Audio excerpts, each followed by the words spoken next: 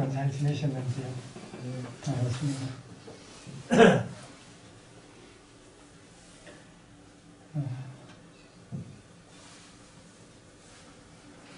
시간이 되었습니다. 우리 찬송가 43장 펴시고 일어나셔서 1절 부르십니다. 1월 넷째 주 주일 오전 예배를 하나님 앞에 드리겠습니다.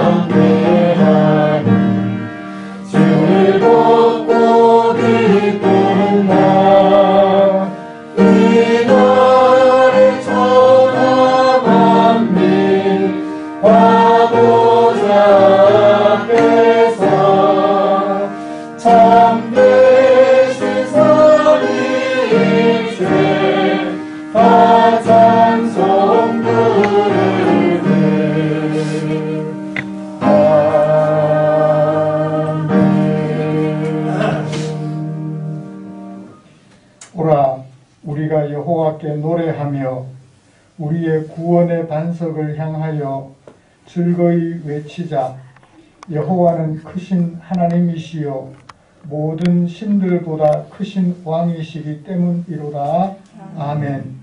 전능하사 천지를 만드신 하나님 아버지를 내가 믿사오며 그 외아들 우리 주 예수 그리스도를 믿사오니 이는 성령으로 잉태하사 마리아에게 나시고 본디오 빌라도에게 고난을 받으사 십자가에 못 박혀 죽으시고 장사한 지 사흘 만에 죽은 자 가운데서 다시 살아나시며 하늘에 오르사 전능하신 하나님 우편에 앉아 계시다가 저리로서 산 자와 죽은 자를 심판하러 오시리라. 성령을 믿사오며 거룩한 공회와 성도가 서로 교통하는 것과 죄를 사하여 주시는 것과 몸이 다시 사는 것과 영원히 사는 것을 믿사오니이다. 아멘. 찬송가 70장입니다.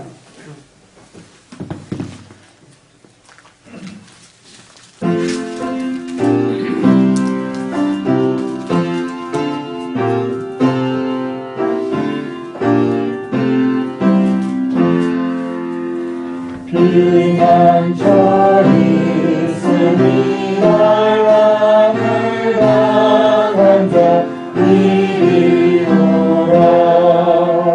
땅들이 변하고 물결이 일어나 산 위에 넘치는 무역산들 이방이 나라를 모여서 진동하라. 우리 주 헛소리 한번 말하자면 천하의 모든 도 망하겠네. 만유주 우리를 도우니 피난처요. 세상의 다리를 그치게 하시니 세상의 장로님 쓸래 없네. 높으신 하나님 우리를 구하니 할렐루야. 괴로움이 심하고 환란이 극하나 피난처 되시는 주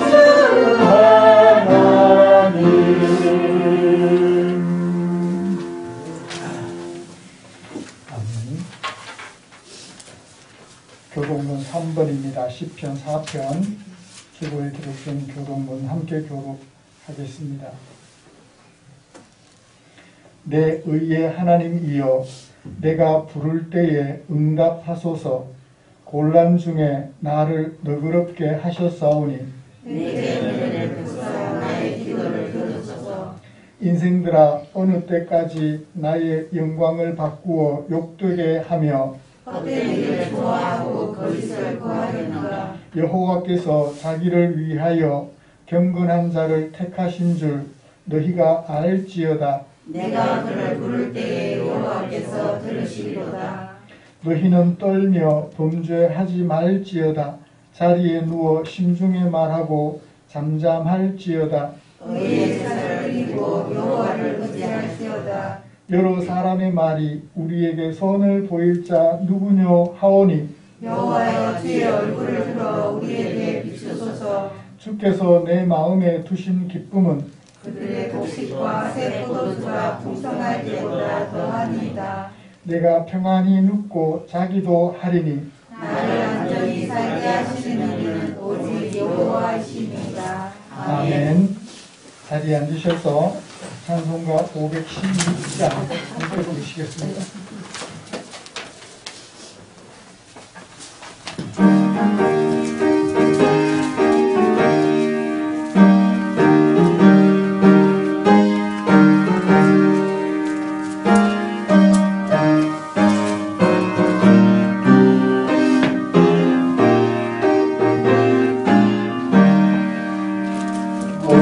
길 따르라 의를 세계만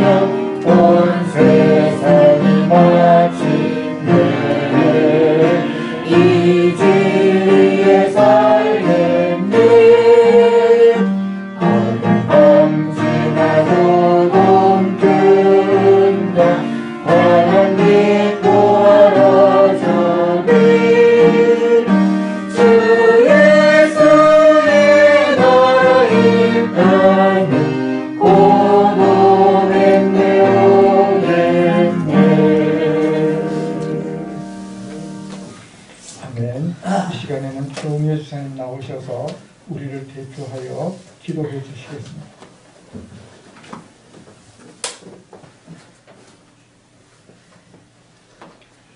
다 같이 기도드리겠습니다.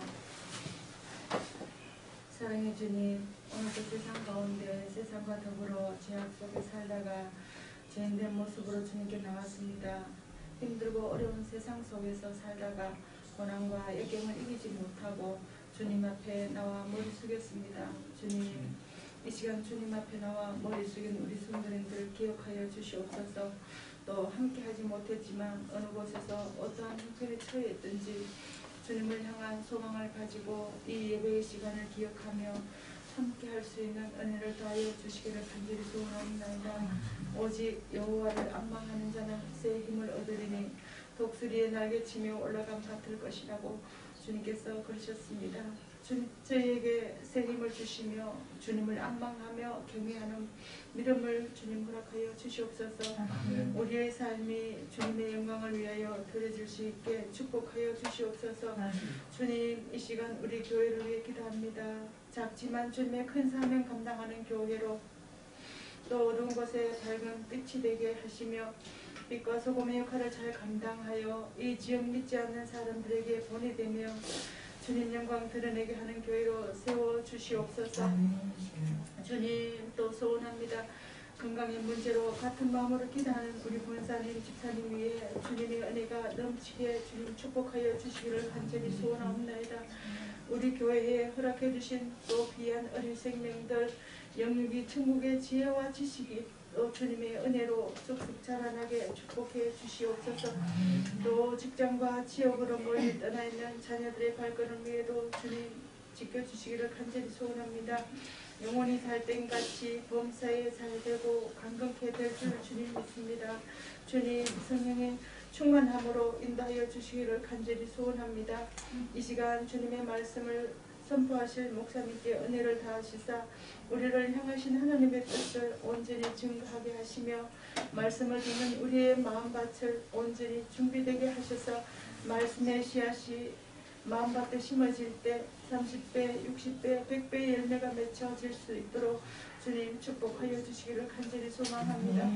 우리의 마음이 회개의 참된 열매도 맺게 하여 주셔서 주님의 십자가 도의 사랑으로 성김과 사랑의 충성과 봉사가 우리 안에서 온전히 이루어지기를 간절히 소망합니다.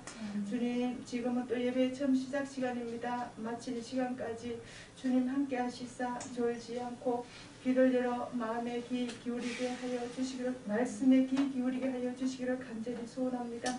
주님 홀로 영광 받아 주시옵소서. 예수님의 이름으로 기도드립니다. 아멘.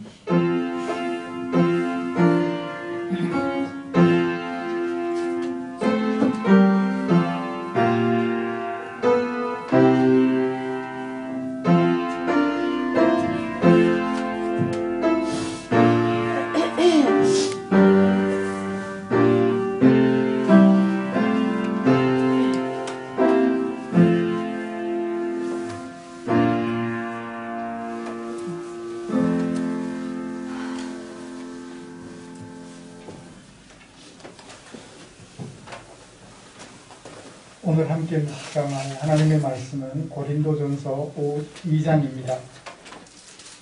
1절부터 5절까지.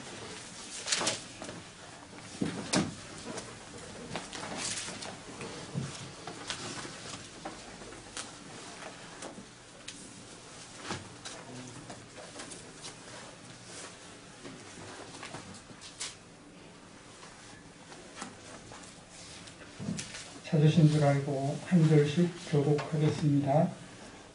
형제들아, 내가 너희에게 나아가 하나님의 증거를 전할 때에 말과 지혜의 아름다운 것으로 아니하였나니 내가 너희 중에서 예수 그리스도와 그가 십자가에 못 박히신 것 외에는 아무것도 알지 아니하고 작정하였습니다. 내가 너희 가운데 거할 때에 약하고 두려워하고 심히 떨었노라. 내 말과 내 전도함이 설득력 있는 지혜의 말로 하지 아니하고 다만 성령의 나타나심과 능력으로 하여 같이요. 너희 믿음이 사람의 지혜에 있지 아니하고 다만 하나님의 능력에 있게 하려 하였노라. 아멘. 같이 찬양 하나 부르고 말씀 나누고 싶습니다.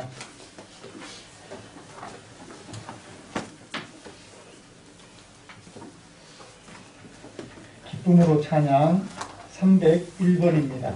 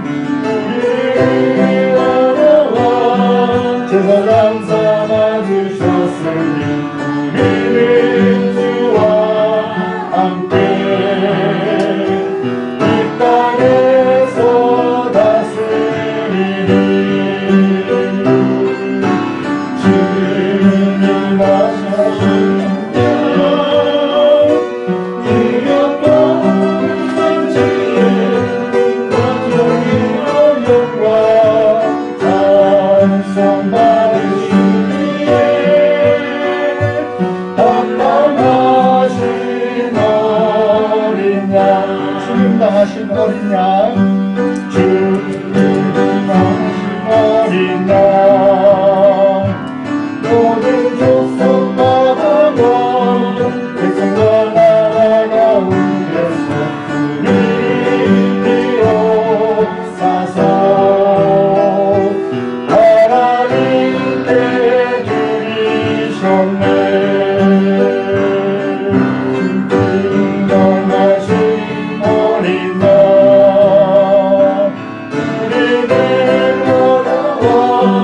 제사장 삼아주셨으니 우리 주와 함께 이 땅에서 다스리는 주님 나무시면 능력 지혜 인과 은혜와 영광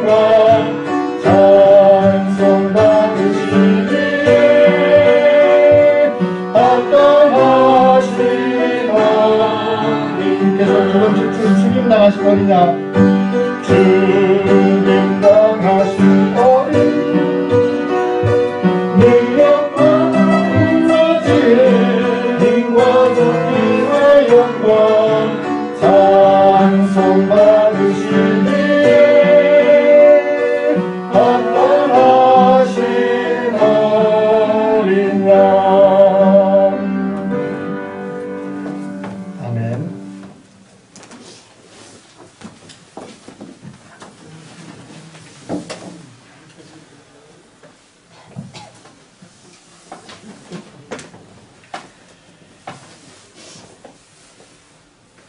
우리는 지난주에 교회가 분열될 수 있는 원인이 되기도 하고 분열할 수 없는 이유가 되기도 하는 택하심과 부르심에 대하여 살펴보았죠.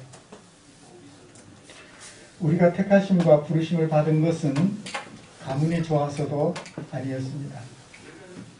경제력이 좋아서도 아니었습니다. 학벌이 좋아서도 아니었습니다. 사회적 기여도가 높아서도 아니었습니다. 경쟁력이 있어서도 아니었습니다. 남달리 지혜로운 사람이었기 때문도 아니었습니다.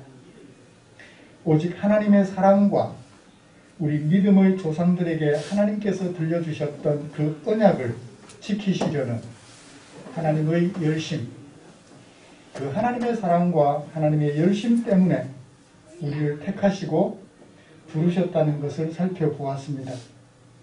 바울은 택하심과 부르심이 전적인 하나님의 주도적 행위라고 말씀해 주셨지요. 바울은 하나님께서 우리를 이렇게 택하신 목적은 누구도 자신이 가지고 있는 경쟁력 때문에 스스로를 자랑하지 못하게 하려 함이라고 말씀해 주셨습니다. 사랑하는 성도 여러분, 지난 한 주간 동안 이런 하나님의 택하심과 부르심을 받은 사람으로서 어떤 생활을 하셨을까요? 하나님의 백성으로 불러주신 하나님의 은혜를 감사하며 잘난 척 하기보다는, 그래서 분열보다는 일치를 이루려고 감사의 생활을 하셨을 줄 믿습니다. 이렇게 복음으로 말미암는 자유를 가지고 분열보다는 일치를 이루려는 일에 최선을 다하는 성숙한 그리스도인됨을 목표로 하는 우리를 위해서 하나님께서는 당신의 마음을 성경에 담아 주셨지요. 오늘은 그 중에 바울을 통하여 고린도전서 2장 1절부터 5절에 담아두신 하나님의 마음을 살펴보면서 은혜를 나누려고 합니다. 먼저 본문이 어떻게 구성이 되어 있고 무엇을 말하려고 했는지 정리를 좀 하고 설교 방향을 제시해 보죠. 시작은 1, 2절입니다. 형제들아, 내가 너희에게 나아가 하나님의 증거를 전할 때 이렇게 했다.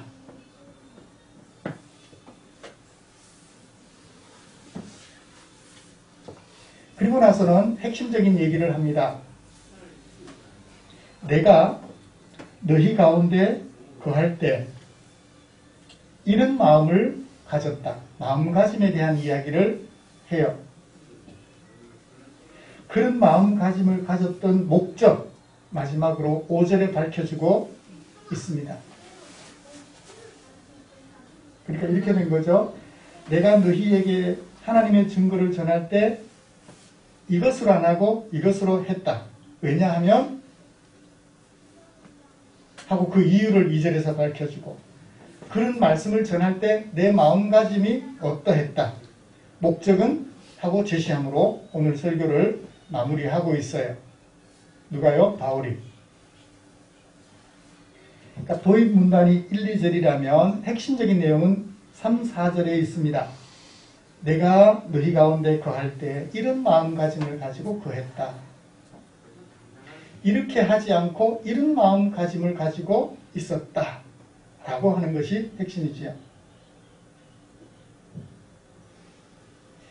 이것이 아니고 이것이다 라고 말할 때 강조점은 어디에 있죠? 이것이다에 있습니다.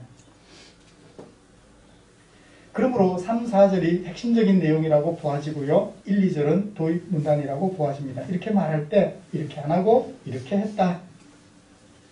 그렇게 하는 목적은 이것이다 라고 얘기를 해주고 있죠.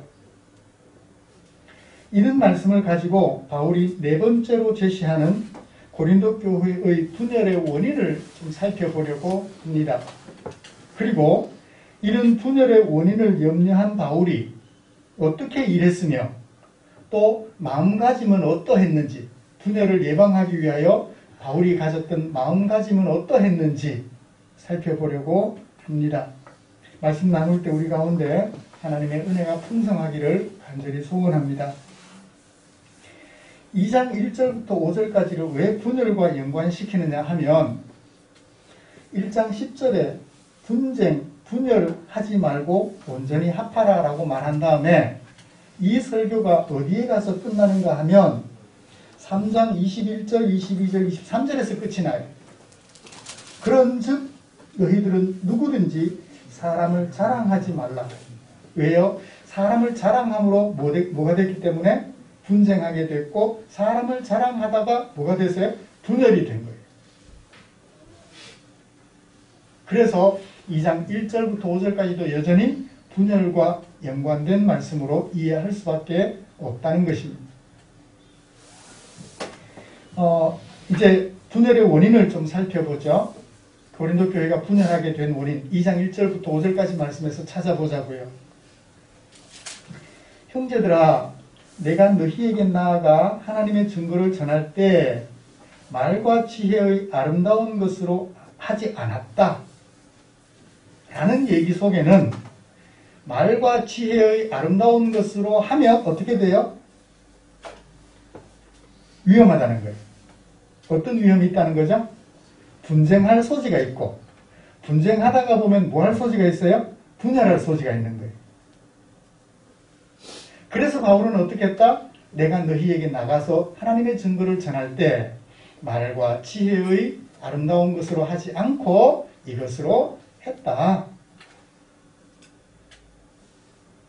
라고 얘기를 하는 거죠. 그러니까 1절의 표현 속에서 우리는 그렇게 하고자 한 목적을 살펴볼 수 있는 거죠. 고린도 교회에는 말과 지혜의 아름다운 것으로 하나님의 증거를 전하려고 했던 사람들이 있었던 모양입니다. 그렇기 때문에 바울은 그렇게 하지 않으려고 힘썼다고 말하는 것 같아요. 어디서 알 수 있죠? 1장 12절을 볼까요? 내가 이것을 말하거니와 너희가 각각 이르되 나는 바울에게 나는 바울파다, 나는 아볼로파다, 나는 게바파다, 나는 그리스도파다. 여러분, 고린도 교회에 바울파의 리더로서 바울이 거기에 있었을까요? 없었을까요? 없었어요. 아볼로파의 리더로서 아볼로가 그 교회에 있었을까요? 없었을까요? 없었어요. 그리스도파의 리더로서 예수 그리스도께서 그 교회에 있었을까요? 없었을까요? 없었어요. 그런데 고린도 교회 성도들 중에 누군가가 바울을 대신하려는 사람이 있었고, 아볼로를 대신하려는 사람이 있었고, 그리스도를 대신하려는 사람이 있었고, 게바를 대신하려는 사람들이 있었다는 것을 짐작해 볼 수 있죠. 내가 베드로의 정통성을 가지고 있는 사람이다. 내가 그리스도의 정통성을 가지고 있는 사람이다. 내가 바울의 정통성을 가지고 있는 사람이다. 내가 아볼로의 정통성을 가지고 있는 사람이다 라고 주장하며 편을 만드는 우두머리가 있었다는 거예요. 이 사람들을 어떤 사람이라고 말을 해요? 하나님의 증거를 말하면서 말과 지혜의 아름다운 것으로 했더라 라는 얘기죠. 그래서 바울은 분열이 일어난 고린도 교회를 향하여 내가 너희들에 나갈 때 어떻게 했다? 말과 지혜의 아름다운 것으로 너희들의 마음을 사로잡으려고 하지 않았다라는 거예요. 고린도 교회 분쟁의 원인은 무엇이었을까요? 분쟁과 분열의 원인은 하나님의 증거를 전하는데 무엇으로 했어요? 말과 지혜의 아름다운 것으로 전했다는 거예요. 말과 지혜의 아름다운 것으로 얘기를 하다 보니까 베드로파가 생기고, 말과 지혜의 아름다운 것으로 하다 보니까 아볼로파가 생기고, 게바파가 생기고, 그리스도파가 생겨났더라는 것입니다. 그래서 바울은 어떻게 하지 않기로 했다? 말과 지혜의 아름다운 것으로 하지 않기로 결심했다.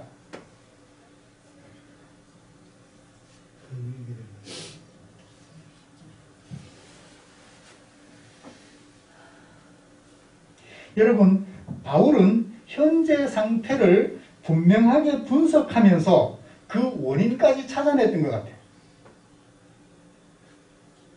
그래서 자신의 마음을 고린도 교회 성도들에게 소개해줘요. 내가 말과 지혜의 아름다운 것으로 하지 않았다. 그러면 말과 지혜의 아름다운 것으로 하나님의 증거를 전하는 것은 뭐죠? 말과 지혜의 아름다운 것으로 하나님의 증거를 말했다? 하나님의 증거를 전하면서 말과 지혜의 아름다운 것으로 했다? 어떤 의미죠? 말과 지혜의 아름다운 것. 아름다운 것이라는 말은 현혹시키는 거예요. 내 편이 되도록 끌어오는 것을 아름다운 것이라고 표현을 하는 거예요.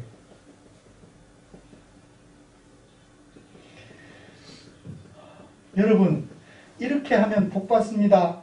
복 받는 성도들이 되십시오. 은혜 받죠? 여러분 앞에 예수 믿으면 평안한 길이 놓여 있습니다. 은혜가 돼요, 그죠? 평안한 길이라 그러면 일단 은혜가 돼요. 예수를 믿으면 여러분들 앞에 성공의 삶이 펼쳐집니다. 성공이라는 말 때문에 왠지 마음을 빼앗겨요. 그렇죠? 예를 들어 볼까요? 과거에서 예를 찾자고요. 바울이 이 말씀을 하던 때로부터 약 700여 년쯤 전, 700년? 600년쯤 전, 700년쯤 전, 예레미야 시대로 돌아가 보십시다. 이스라엘 나라가, 남쪽 유다가 BC 586년에 멸망하는데요. 그 586년 어간에 하나님의 선지자로 일했던 예레미야 선지자가 있어요. 그때 왕은 시드기야라는 이름의 왕이었습니다. 유다의 마지막 왕이었습니다. 이제 이 시드기야 왕을 끝으로 유다는 완전히 없어져요. 하루는 예레미야가 소목에 소 일을 시킬 때 목에 멍에를 씌우잖아요. 입을 막아주는 이거 말고 목에 씌우는, 끌려가잖아요. 표시죠. 하루는 예레미야 선지자가 설교를 하지 않고 멍에를 메고 백성들 앞에 딱 서 있는 거예요. 그게 무슨 의미냐 하면, 그 당시 북동쪽으로 바벨론 제국, 신바벨론 제국이 있었는데, 그 바벨론 제국에게 이스라엘이, 유다가 범죄했기 때문에 포로로 붙잡혀가는 하나님의 징벌을 받아야 한다라는 메시지를 전하기 위함이었어요. 멍에를 메고 어떻게 하나? 바벨론의 포로로 끌려가라는 거예요. 이게 하나님의 뜻이라는 거죠. 달콤해요? 싫어요? 싫죠? 똑같이 하나님을 얘기하는데 왠지 예레미야의 말은 듣기가 싫어요.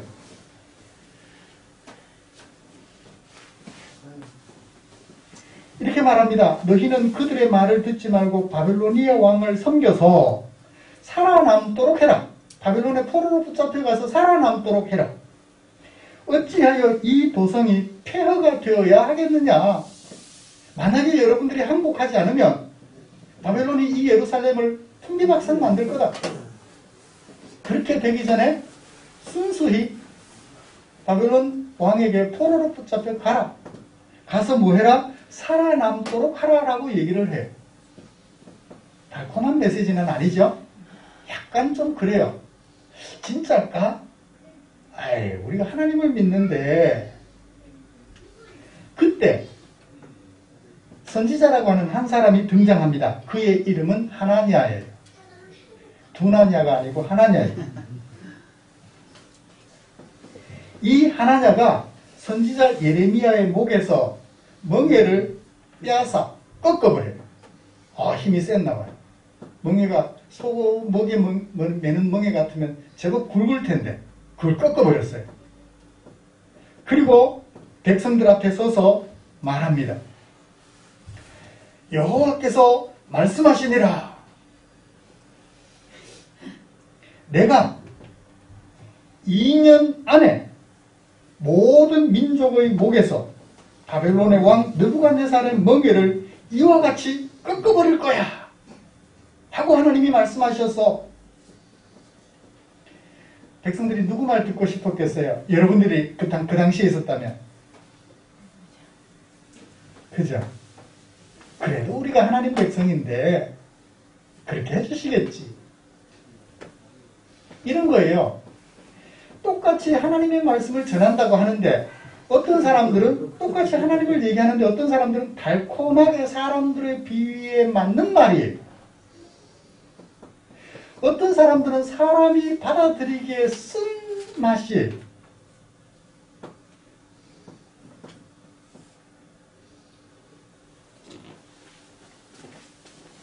이미 과거 이스라엘 역사 속에 이런 일들이 있었어요. 사도 바울은 그걸 알았던 거죠. 지금 고린도 교회의 형편은 달콤한 말에 넘어가서 살다 보니까 그 달콤한 말을 해주는 사람들 편을 나눠서 싸우고 있는 거예요. 바른 길이 아니니까 싸우는 거죠. 바울은 고린도 교회 가서 복음을 전할 때 달콤한 말, 유혹하는 말로 하지 않았다는 거예요. 십자가를 유혹하는 말로 전할 필요가 있나요? 없죠.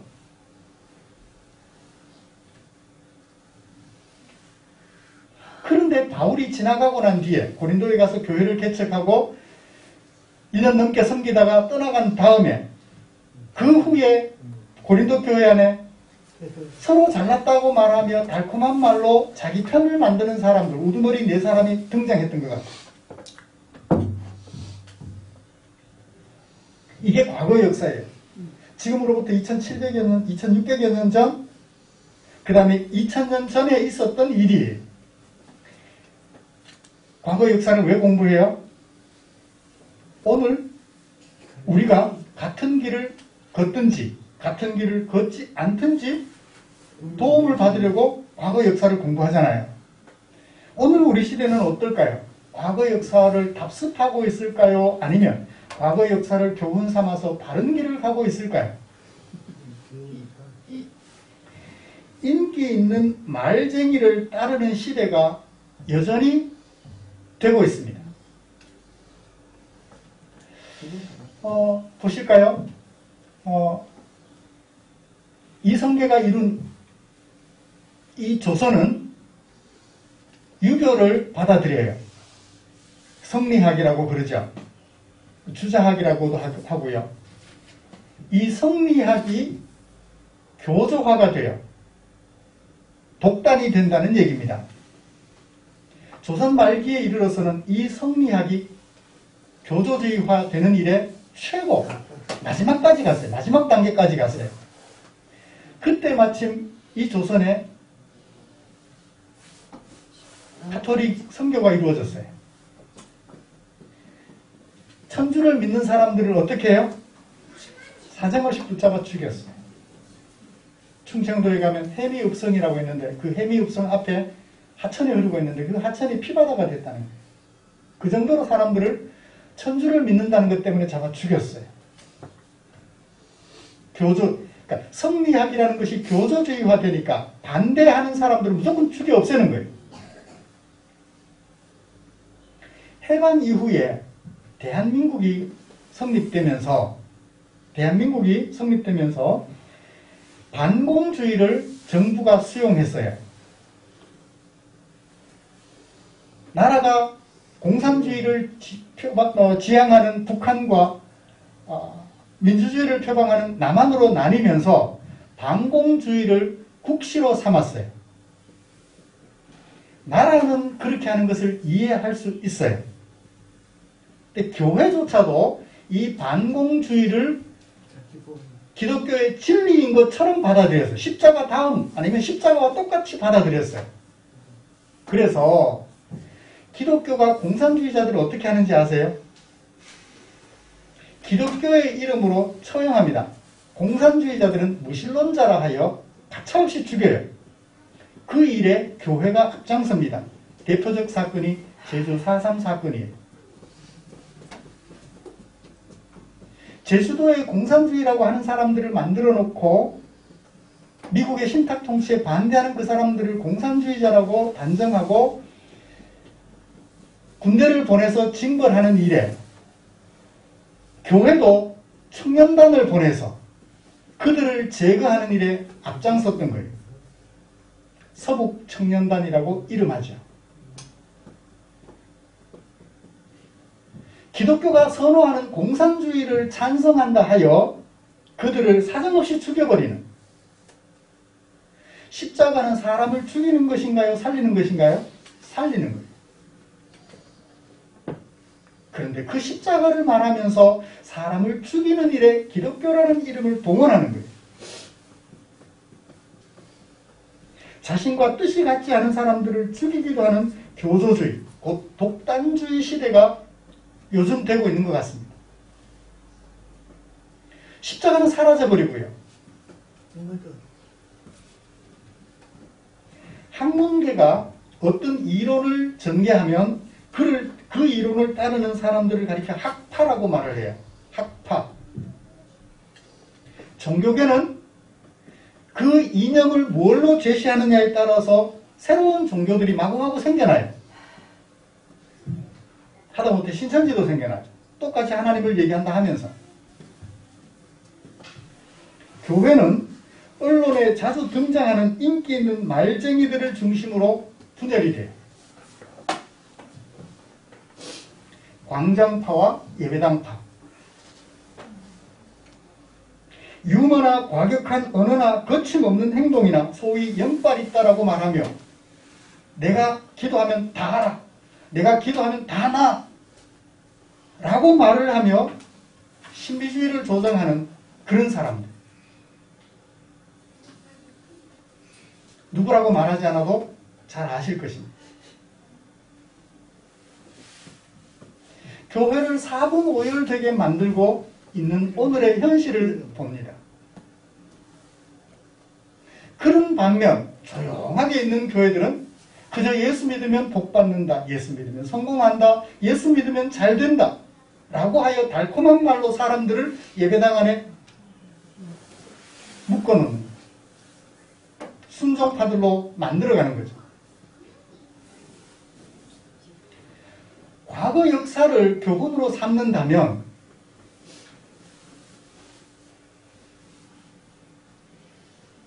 이런 현실은 성경을 같이 읽으면서도 전혀 교훈받지 못하는 안타까운 현실임을 우리는 살펴볼 수 있습니다. 바울 때는 4개 파로 나뉘어졌지만 오늘날에는 4개 파가 아니라 엄청나게 많은 파로 분열되어 있는 것을 봐요.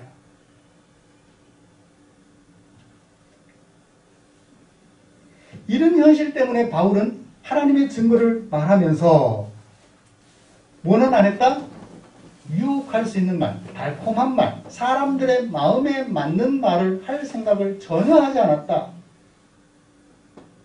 자, 그렇다면 이 분열될 것을 염려한 바울은 어떻게 했을까요? 바울의 마음가짐 한번 볼까요?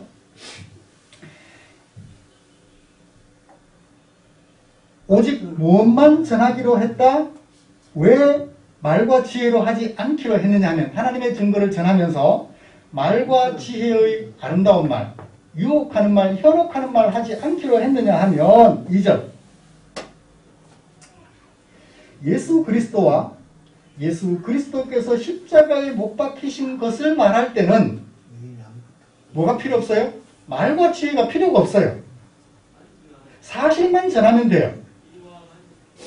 바벨론의 포로로 붙잡혀가기 직전 다른 것은 말할 필요가 없어요. 하나님이 들려주신 말씀만 전하면 돼요. 뭐를 맺죠? 그래서 멍에를 맺던 거예요. 오직 그 메시지만 전하면 돼요. 굳이 뭐 달콤한 말로 현혹하고 유혹할 필요가 없는 거예요.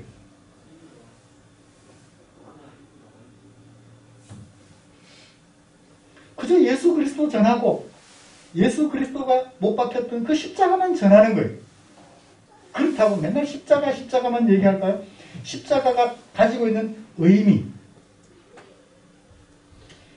죄악 세상에서 죄와 더불어 살던 우리를 하나님이 불러내서 어디서? 하나님이 약속하신 땅에서 하나님의 백성으로 하나님의 율법에 맞게 살아가게 하셨던 그 하나님의 계획을 가감없이 소개하는 거예요. 사람들의 마음에, 성도님들의 마음에 들지 않는다 할지라도, 성도님들의 마음을 아프게 바늘로 콕콕 찌르는 것처럼 할지라도 그냥 있는 말씀 그대로 전하는 거예요. 바울은 그렇게 결심했다는 거예요. 굳이 하나님의 백성됨을 얘기하면서 아름다운 말 찾을 필요가 없는 거예요. 설득시킬 수 있는 말 필요가 없는 거예요. 설득 안 해도 그게 하나님의 말씀이면 어떻게 해야 돼요? 해야 되는 거예요. 바울은 그런 결심을 했다라고 얘기를 합니다. 자, 이런 결심을 가지고 갔을 때 바울의 마음은 어땠을까요? 3, 4절을 볼까요? 내가 너희 가운데 거할 때에 약했다. 두려워했다. 심히 떨었다. 여러분, 예레미야가 멍에를 맸을 때, 백성들 앞에 설 때 기분 좋게 웃으면서 섰을까요? 망할 백성들을 생각하니까 안타까운 거예요. 눈물을 흘리면서 울면서 그 멍에를 맸을 거라고요. 그죠? 이 백성이 그렇게 되지 않았으면 좋겠는데 그렇게 될 수밖에 없는 현실을 안타까워하면서 멍에를 맸을 거라고. 바울의 그 심정을 3절에서 그렇게 말합니다. 내가 약했다. 두려워했다. 힘이 떨었다.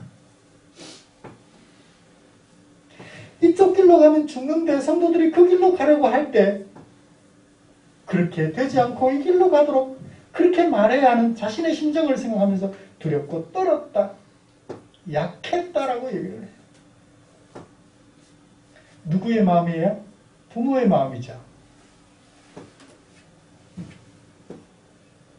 십자가 없이는 죄의 용서를 받을 수 없고 십자가가 보여주는 의의 길로 가야 합니다라고 말을 할 때 전혀 색다른 길이기 때문에 그들에게 말할 때 바울의 마음이 쉽지는 않았을 거예요.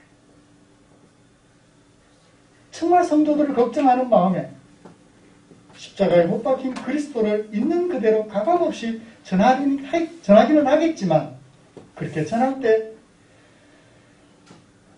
그 성도들을 얼마나 마음속 깊이 사랑했는지 짐작이 돼요.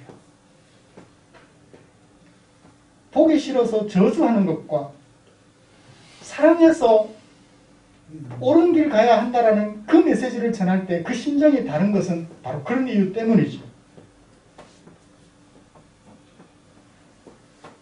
그래서 어떻게 했나요? 내 말과 내 전도함이, 전도함이라고 하는 번역을 이렇게 좀 바꿨으면 좋겠어요. 내 말과 내 설교가, 십자가를 전하는, 십자가를 말하는 내 설교가 설득력 있는 지혜만, 굳이 설득력이 필요가 없는 거예요. 설득하려면 논리적이어야 되고 논리적이려면 온갖 미사여구를 동원해야 돼요. 그럴 필요가 없어요. 다만 성령의 나타나심과 성령의 능력으로 하였다. 있는 그래 성령의 능력, 성령의 나타나심이 어떤 걸까요? 예레미야처럼 목에 매는 거예요. 그냥 하나님께서 하라고 하시면 하는 거죠. 성경에 기록된 메시지를 잘 찾아내서 가감없이 전하는 것. 이게 바로 성령의 나타나심과 능력으로 했다는 거예요. 우리가 하나님의 백성 된 것은 누구의 능력 때문이에요? 성령 하나님의 감동하심 때문이에요. 제가 여러분들을 설득했기 때문에 넘어오셨나요? 제가 말을 참 잘해서 여러분들이 제게 넘어오셨나요? 그거 아니잖아요. 십자가를 여러분들에게 소개해드렸을 때 나의 죄를 해결하고 하나님의 백성 되게 하시려고 십자가를 지셨던 그 예수님, 그 예수님이 여러분들을 택하시고 부르셨습니다. 소개하고 저는 뒤로 물러났어요. 여러분들이 생각해요. 그 십자가를 생각할 때 나를 위한 십자가가 맞다라고 생각하시고 어떻게 하셨어요? 수용하셨던 거예요. 제가 설득했기 때문이 아니었어요. 성령 하나님의 나타나심과 능력, 성경에 기록된 그 말씀의 능력 때문에 여러분들이 예수님을 영접하시게 된 거죠. 바울은 그렇게 하려고 애를 썼다는 거예요. 내가 온갖 미사여구를 동원해서 사람들을 설득해가지고 바울이 우리의 은인이야 라고 생각하지 않게 하려고 순수하게 성경에 있는 그대로를 소개했다라고 얘기를 하고 있어요. 저도 그래서 본문이 어떻게 구성이 되어 있습니까? 어떤 주제를 말하고 있습니까? 제 얘기를 하지 않고 그렇게 살펴보려고 애를 쓰고 있어요. 그러고 저는 뒤로 빠집니다. 성경에 소개한 그 메시지가 여러분들의 마음에 드나요? 성령 하나님께서 그 말씀을 통하여 여러분들의 마음을 움직이시나요? 라고 질문하는 마음으로 뒤로 물렀어요. 그러면 최상호 목사 때문에 여러분들이 성숙한 그리스도인 된 것이 아니라 뭐 때문에? 성경 말씀 때문에 여러분들이 성숙한 그리스도인이 되셨다라고 말할 수 있죠. 그러면 저는 흔적 없이 사라져도 괜찮아요.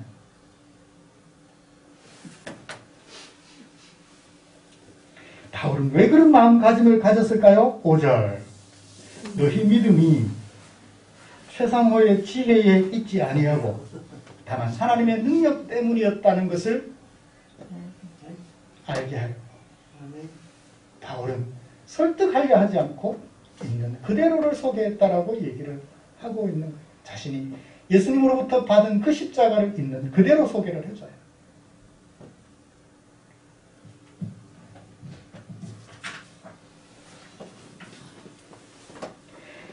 내 편을 만들어서 나를 추종하는 사람으로 만드는 게 목적이 아니라 하나님의 감동하심에 늘 감동하는 성도들이 되게 하려고 오직 성경이 보여주고 있는 하나님께서 보여주신 멍에만 매는 거예요. 있는 그대로를 소개할 뿐 논리적인 설명과 이런 것들이 필요가 없다는 것을 바울은 알았던 것입니다. 말씀을 마치겠습니다. 우리 시대는 말과 지혜의 아름다운 것으로 사람들을 현혹시키는 그런 지도자가 필요한 시대가 아니에요. 오롯이 십자가에 못 박히신 예수님이 소원하셨던 하나님 나라를 성경에 있는 그대로 성도들에게 소개하고 사라지는 하나님의 일꾼이 필요한 시대입니다. 오직 성도들 앞에 예수님이 소원하셨던 하나님 나라만 소개하고 생을 마감하는 하나님의 동력자가 필요한 시대이지 말 잘하고 편을 만드는 사람이 필요한 시대는 결코 아니라는 것입니다. 예수를 믿는 하나님의 백성들끼리 온전한 하나가 되지는 못할 망정 사람을 따라 파벌을 형성하고 분열을 일삼는다면 그게 어디 교회라고 할 수 있겠습니까? 예수님이 마지막으로 하신 대제사장의 기도 요한복음 17장 내가 아버지께 기도하는 것은 우리가 하나이듯이 저들도 하나가 되는 것입니다. 우리 성도들은 기억하십시다. 오직 뭐만요? 십자가에 못 박혀 죽음당하시고 우리를 죄 가운데서 구원하신 예수님만 기억하자고요. 우리 설교하는 목회자들은요. 내가 한 말 때문에 성도들이 예수를 믿게 되었다고 착각하지 말았으면 좋겠어요. 성경에 있는 것을 그대로 소개했을 뿐 그 소개된 성경에 의하여 하나님 말씀에 의하여 성도들이 변화된 것이지 내가 성도들을 변화시켰다고 착각하지 말자고요. 저도 가끔씩 헷갈려요. 내가 이렇게 말씀을 전하는데 성도들이 왜 안 바뀌지? 라고 착각할 때가 있어요. 내가 그 변화시키는 게 아니잖아요. 그러면 뭘 생각해야 돼요? 변화되지 않았을 때는 내가 하나님의 말씀을 잘 못 전했나? 그걸 생각해야죠. 왜요? 저와 여러분들을 변화시키는 것은 뭐예요? 하나님의 말씀이거든요. 그래서 제가 변화되는 것을 보면서 우리 성도님들도 변화되고 있는 중이겠구나 충분히 느껴요. 제가 성경 말씀을 정리하고 연구하면서 하나님에게 감동되는 그래서 내 모습을 변화시켜가고 있다면 우리 성도님들도 제가 연구하고 살펴 묵상한 그 말씀에 따라서 변화되고 있겠구나 믿음이 가는 거죠. 우리 아이들 그래요? 아빠를 보기에 그래요?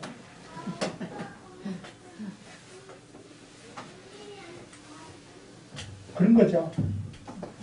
그래서 우리 성도들은 성도들대로 오직 성경에 담겨있는 하나님의 말씀을 듣고 그 말씀에서 역사하시는 성령 하나님의 나타나심과 능력에 의하여 조금씩 분열보다는 일치를 도모하며 내 욕심보다는 설득력 있는 말을 찾아가기보다는 그럴듯한 말을 찾아가기보다는 성경 속에 담겨있는 메시지를 있는 그대로 소개하는 그 메시지에 귀를 기울이는 저와 여러분들이 되었으면 좋겠습니다.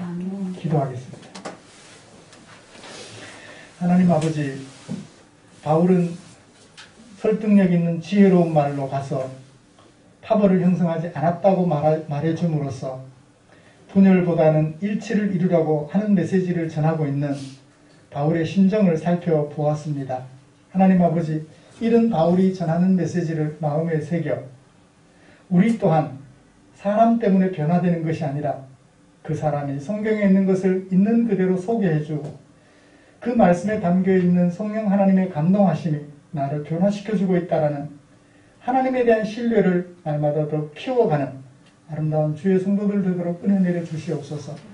전하는 이 종은 제가 성도들을 변화시키는 것이 아니라 설득하는 것이 아니라 있는 그대로 하나님의 메시지를 전함으로 그 메시지가 성도들에게 능력으로 나타나셔서 변화되고 있다는 것을 생각하며 하나님을 신뢰하는 마음으로 현란한 말보다는 있는 그대로의 메시지를 드러내는 일에 최선을 다하는 종이 되게 하여 주시옵소서. 그래서 전하는 이 종과 듣는 우리 성도들이 하나가 되어서 성령 하나님의 나타나심과 능력 때문에 조금씩 성숙해가는 아름다운 교회가 되도록 은혜 내려 주시옵소서. 우리 구주 예수님의 이름으로 기도드리옵나이다. 아멘. 아멘.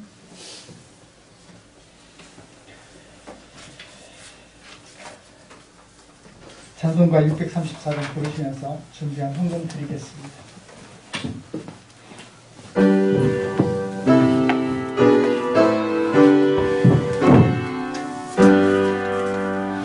모든 것이 주께로부터 왔으니 이는 주께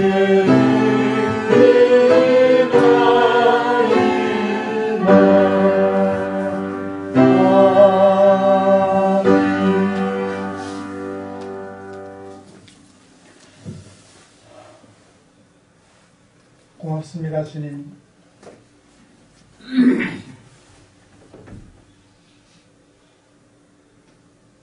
죽음으로 우리를 살려주신 우리 구주 예수 그리스도, 그런 예수님을 합당히 여기시고 죽은 자 가운데서 살리시며 예수를 통하여 우리를 구원해 주신 하나님 아버지, 고맙습니다. 죄 가운데서 건져 거룩하신 하나님의 의의 나라에 우리를 부르시고 살게 하시니 고맙습니다. 그 은혜 감사하여 몸 단정히 하고 성도들과 더불어 함께 예배드리겠다고 함께 예배당에 모인 성도들이 여기에 있습니다. 하나님의 은혜를 감사하는 성도들의 그 예쁘고 아름다운 모습, 당신께서 당신의 품에 꼭 안아주시옵소서. 성도들의 향기를 주께서 맡으시고 한량없는 은혜로 충만케 하사 나날이 주께로 더 가까이 성숙해가는 아름다운 성도들 되시도록 은혜 내려 주시옵소서. 드린 물질 축사해 주시옵소서. 그래서 이 물질이 사용되는 그곳에서 주의 영광이 나타나게 하여 주시옵소서.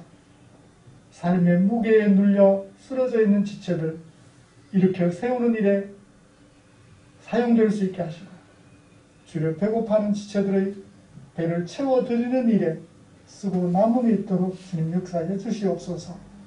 때마다 일마다 성도들의 형편을 살피시고 의의 길로 인도하여 주실 성령 하나님의 나타나심과 능력을 기대하며 우리 구주 예수님의 이름으로 기도드리옵나이다. 아멘. 아멘.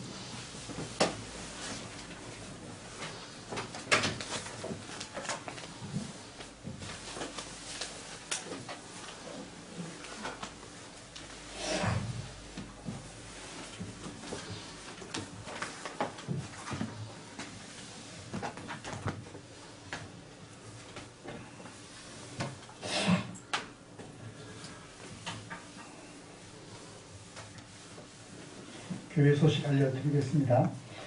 다음 주 기도 권영목 집사님이십니다. 우리의 삶과 인격을 하나님의 백성 되게 만들어가는 성경 말씀 묵상에 최선을 다해 주십시오. 다음 주일부터 설 명절 연휴가 시작이 되자 꼭 주말에 이동하셔서 형제들과 함께 사실 가족들은 안전하고 행복한 명절이 될 수 있도록 조심에 또 조심, 하나님의 은혜를 경험하는 복된 명절로 보내시기를 기대합니다. 연말 정산을 위하여 필요한 서류를 발급해 두었습니다. 예년에 하셨던 분들을 중심으로 다 발급해 두었으니까 그 외에도 혹여 자녀들에게 필요하다 하면 발급할 준비가 되어 있으니까 그렇게 신청해 주시면 고맙겠습니다.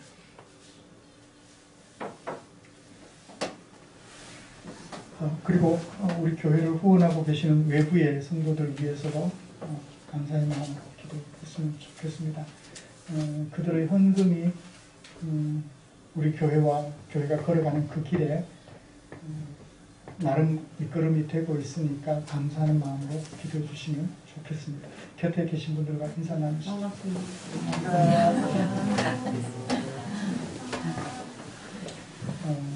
대웅 형제는 아침에 문자가 왔어요. 혹시 모르니까 한 주간만 더 자가격리하고 온라인 예배 드리고 다음 주부터 오겠습니다. 성도들을 생각하는 마음에 아침에 문자 받고 깜짝 놀랐어요. 사실은 참 신실한 형제를 하나님이 또 만나게 해주셨다는 생각이 들어서 감사했습니다.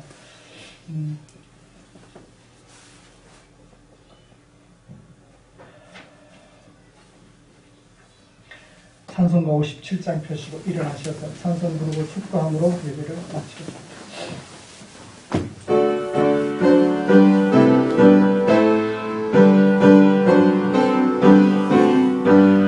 오늘 주신 말씀에 세이 받아서 세상으로 나가서 살아갈 때에 나온 자림으로 늘 부족하오니 주여 나를 도우사 승리하게 하소서.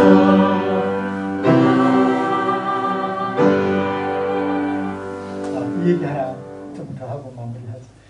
대웅경제 자가격리하는 동안에 제가 김치찌개도 삼계탕도 추어탕도 포장해가지고 전달해 줬어요. 혹시 부모님도 멀리 떨어져 있고 혼자 와서 자가격리할 동안 너무 힘들지 않을까 싶어서 그랬는데 잘했나요? 고맙습니다. 제가 기도하고 마무리하겠습니다. 우리 구주 예수 그리스도의 은혜와 하나님 아버지의 지극하신 사랑하심과 성령 하나님의 인도하시고 위로 충만 교통 격려하시는 은혜가 우리를 부르시고 택해 주신 놀라우신 하나님의 은혜를 감사하며 늘 성령의 나타나심과 능력이 성경 말씀을 통해서 우리에게 드러나기를 원하며 그래서 성숙한 성도로 인생을 살아가기로 분열보다는 일체를 이루어 살아가기로 다짐하며 예배를 마치는 모든 지체들 위해 지금부터 영원토록 함께 계시기를 축원하옵나이다. 아멘.